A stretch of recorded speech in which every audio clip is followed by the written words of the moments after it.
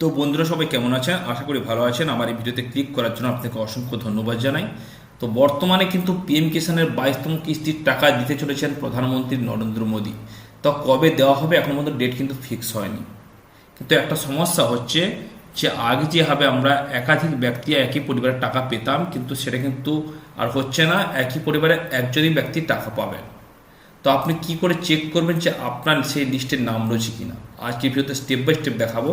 তার জন্য ভিডিওটা প্রথম থেকে শেষ পর্যন্ত দেখতে থাকুন। আর যদি ভালো লাগে তো লাইক কমেন্ট শেয়ার করুন এবং চ্যানেল নতুন চ্যানেলকে সাবস্ক্রাইব করে রাখুন।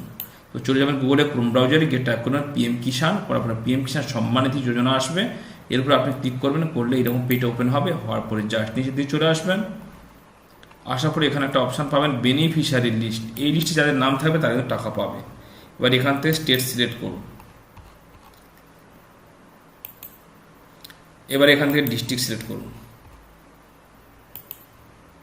এবার এখান থেকে সাব ডিস্ট্রিক্ট সিলেক্ট করুন। এবার এখান থেকে গ্রামটা সিলেক্ট করুন।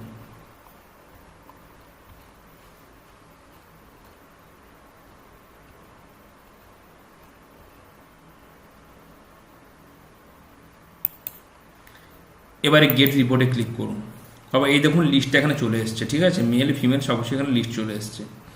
এখান দিয়ে আপনার নাম না থাকে এবার 2 নম্বরে ক্লিক করবেন, যদি না থাকে 3 নম্বরে ক্লিক করবেন, 4 নম্বরে ক্লিক করবেন, 5 নম্বরে ক্লিক করবেন। এভাবে ক্লিক করে করে কিন্তু আপনি দেখে নিতে পারেন যে আপনার লিস্টে নাম রয়েছে কিনা। যদি নাম থাকে তো আপনি কিন্তু টাকা অবশ্যই পাবেন বন্ধুরা। চিন্তার কোনো কারণে টাকা কিন্তু অবশ্যই পাবেন। ভিডিওটি কেমন লাগলো কমেন্টে জানাতে ভুলবেন না। ভালো থাকুন, সুস্থ থাকুন।